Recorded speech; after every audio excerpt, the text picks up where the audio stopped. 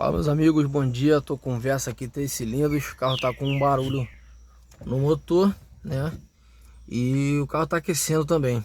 Vou dar partida aí, mostrar a vocês aí como é que tá o barulho aí, só pra vocês terem noção.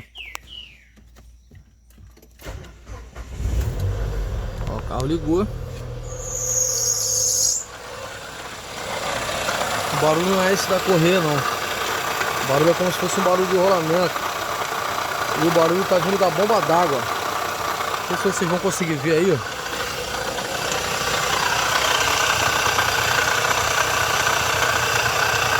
Olha a bomba d'água como é que tá. Vazamento, tá vendo?